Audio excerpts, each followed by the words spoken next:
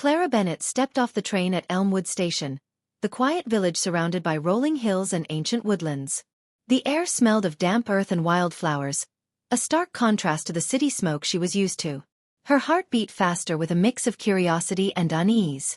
She had come here as a journalist, chasing a story about the mysterious disappearances that had plagued the village over the past 5 years. The platform was almost empty except for a few villagers watching her with wary eyes. Clara noticed the small notice board cluttered with faded posters about community events and warnings about recent forest fires. She pulled her coat tighter against the chill and stepped out onto the narrow lane that led to the village center. Her first stop was the village hall, where her uncle Edward Bennett served as the head of the council. She had arranged to meet him there, though she felt a strange hesitation about facing him after so many years apart. Elmwood was his home, a place of traditions and secrets that Clara barely understood. Inside the hall, Edward greeted her with a firm handshake, but his eyes were clouded with worry. "Clara, I warned you not to dig too deep," he said quietly. "There are things here that are better left alone." Clara's journalistic instincts flared. "People have been vanishing, Uncle. I need to know what is really going on." Edward sighed and motioned for her to follow him outside.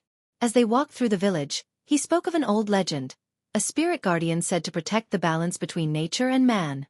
The disappearances, he suggested, might be linked to the disruption of that balance. Clara listened, skeptical but intrigued. She was determined to uncover the truth, no matter the cost. That night, as the village fell silent and the shadows deepened around Elmwood Manor, Clara heard a faint whisper carried on the wind. It was a voice both distant and urgent, calling her to uncover a secret buried long ago. The next morning, Clara woke to a sky painted with soft gray clouds. The village seemed peaceful, yet she could not shake the unease that settled deep in her chest. After a quick breakfast at the small village cafe, she set out towards the edge of the ancient forest that bordered Elmwood. Local villagers had told her stories about the woods, strange lights seen at dusk, unexplained noises in the night, and the feeling of being watched. Many refused to enter after dark, believing the forest was guarded by something not quite human. As Clara walked beneath the towering trees, the air grew cooler and the sounds of the village faded behind her. Twigs snapped underfoot and distant bird calls echoed through the branches. She pulled her coat tighter and pressed on, determined to find any clue that could explain the disappearances. Suddenly, she spotted something unusual. A circle of stones, weathered by time but clearly arranged with intent, lay half hidden in the undergrowth. At the center was a small wooden carving, a twisted figure with hollow eyes that seemed to follow her every move. Her heart pounded. This had to be connected to the legend Edward mentioned. Could this be a marker, or a warning? As the afternoon shadows lengthened, Clara felt eyes upon her. A rustle behind a bush made her whirl around, but no one was there. The forest was silent once more, yet the sense of being watched remained. Returning to the village as twilight approached, Clara met her mother, Margaret. Margaret's face grew serious when Clara showed her the carving. "This symbol has appeared in our family records for generations," Margaret said. "It is said to protect the village, but if disturbed, it may bring a curse." Clara's resolve hardened. The mystery was deeper and darker than she imagined. Someone or something was guarding Elmwood's secrets fiercely, and she was just beginning to understand the price of uncovering them. That night, sleep escaped Clara. Her mind raced with images of the stone circle and the wooden carving. Elmwood's secret seemed to call to her, pulling her deeper into a story far older than the missing villagers. The following morning, Clara decided to explore Elmwood Manor, the large weather-beaten house at the heart of the village. The manor had stood empty for years, its windows dark and its halls silent. Her uncle Edward rarely spoke of what lay inside, but Clara hoped to find clues that might explain the strange events. Inside the manor, the air was thick with dust and the scent of aged wood. Faded portraits lined the walls, their eyes seeming to watch her every move. Clara's footsteps echoed as she climbed the narrow staircase to the attic. There, hidden beneath a loose floorboard, she discovered an old leather-bound journal. Its pages were yellowed and fragile, filled with handwriting that wavered between hope and despair. As Clara read, she uncovered a tale of forbidden love between her great-grandmother and a mysterious stranger. The journal spoke of a betrayal that shattered the family and a curse placed upon the manor that night. Her heart pounded as she realized the disappearances might be linked to this old family tragedy.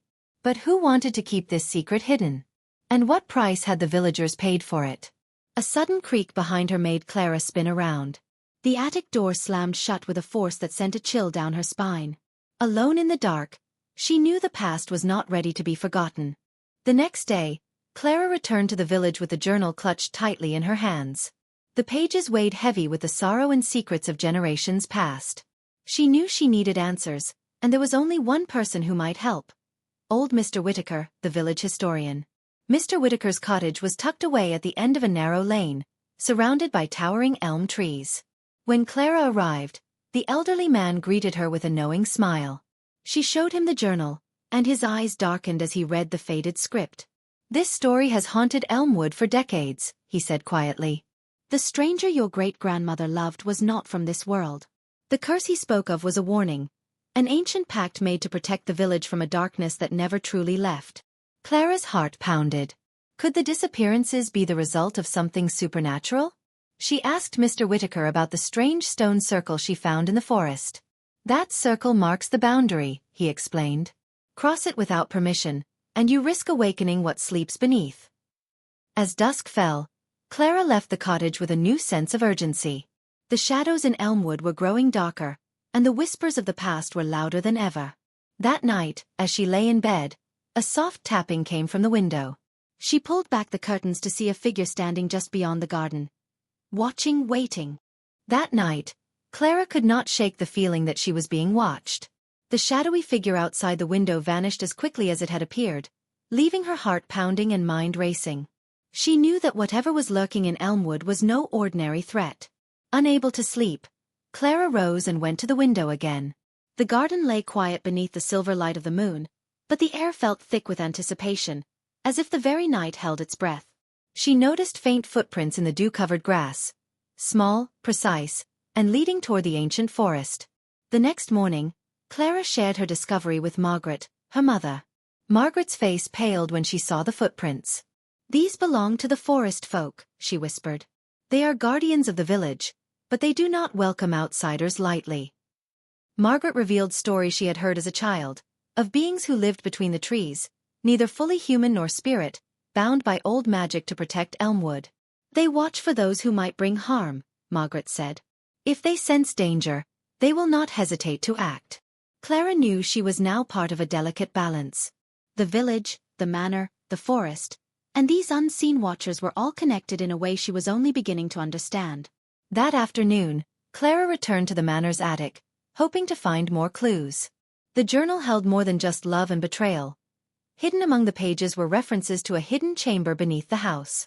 A place where the family had locked away their darkest secrets. With trembling hands, Clara searched the attic floor, feeling along the edges of the walls.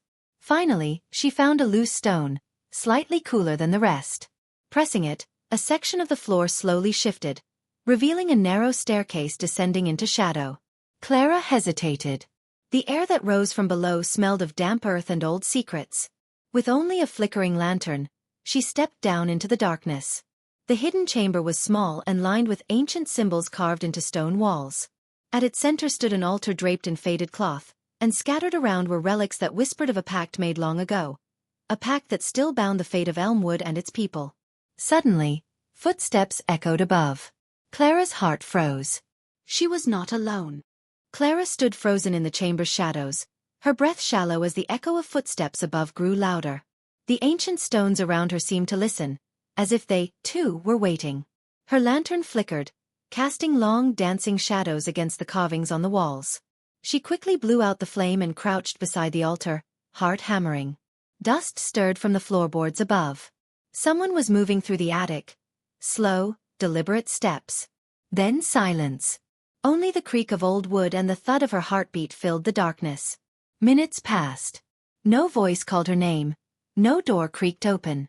The presence, whoever or whatever it was, had left, or was still waiting. When the silence became too loud to bear, Clara lit the lantern once more. She examined the carvings on the stone walls, spirals, knotwork, and an unfamiliar symbol that appeared again and again. A crescent entwined with a tree. Below it, faint words were carved into the stone. Latin. She copied them into her notebook to study later. In a weathered chest near the altar, she found an old cloth bundle. Inside were torn parchments, sealed letters never sent, and a broken pendant in the shape of the crescent tree symbol. One letter, written in the same delicate hand as the journal, mentioned the binding, a ritual meant to protect Elmwood from a rift that once opened beneath the forest floor. Clara left the chamber before dawn, replacing the stone and sealing the entrance. As she stepped into the morning chill, the village bells tolled in the distance. Something had happened. At the market square, villagers gathered around the baker's cart. Margaret met Clara with wide eyes. Jonas, the shepherd's son, he's gone. Disappeared during the night. Whispers stirred like dry leaves. The forest, someone muttered. The Watchers. Clara's blood turned cold. The timing was no coincidence. Something had been awakened. Or perhaps, something was coming. Back at the manor, Clara paced her room. She opened her notebook and began translating the Latin inscription. Each word unraveled with terrible clarity. The tree will fall when the silence breaks. The bloodline holds the key. One must remember, or all shall return to dust. A shiver passed through her. The Hopper bloodline. Her bloodline. That evening, as the sun dipped behind the hills, Clara stepped into the edge of the forest alone. The trees loomed above her, silent sentinels. And then, just beyond the line of oaks, she saw him. A boy. Standing barefoot, eyes glassy, skin pale. Jonas. But something about him wasn't right. Jonas stood still beneath the twilight canopy, his arms limp at his sides. Clara inched closer, her boots sinking softly into the mossy earth, each step echoing in the thick hush. She called his name, her voice barely louder than the rustle of leaves. Jonas. It's Clara. Are you all right? The boy didn't respond. His eyes, glassy and unblinking, were fixed on something deep within the trees behind her. Clara turned slowly, but there was only darkness and the whisper of wind winding through the branches. When she looked back, Jonas was gone. She spun around in panic, the forest suddenly feeling narrower, the air too thin. She took a shaky breath and stepped forward into the trees, determined to find him. The light dimmed with every step, the branches thickening above her like fingers trying to pull the sky closed.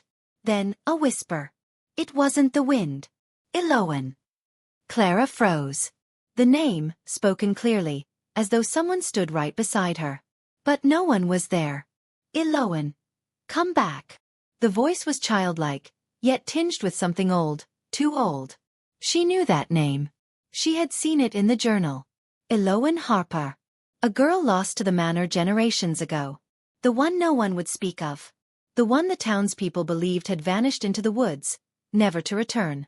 And now, the forest was speaking her name again. Clara's lantern flickered. She caught movement to her left, a pale blur darting between trees.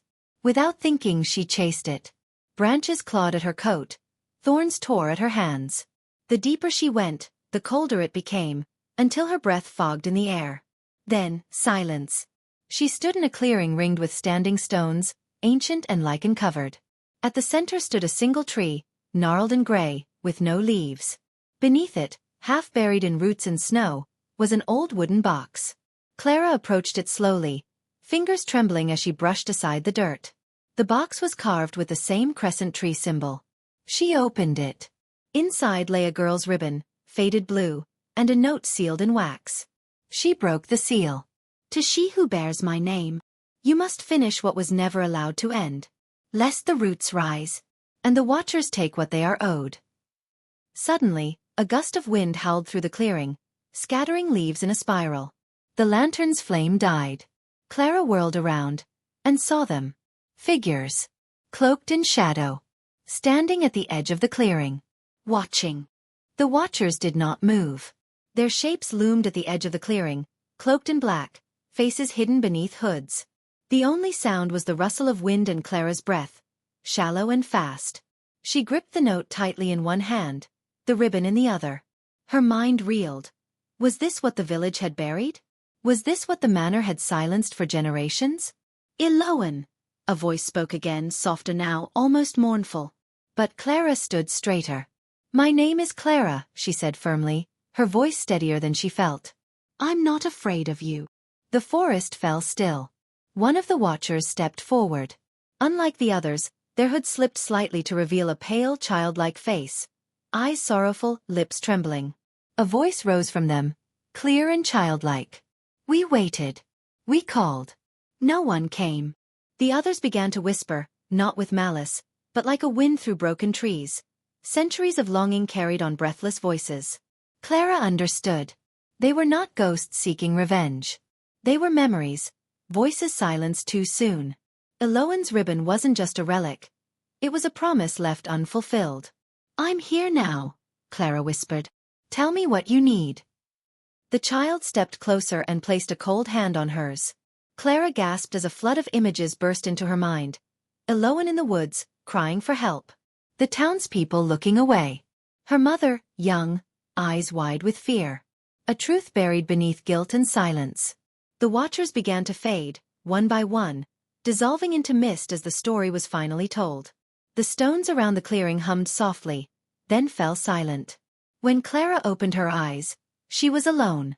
The ribbon lay still in her palm.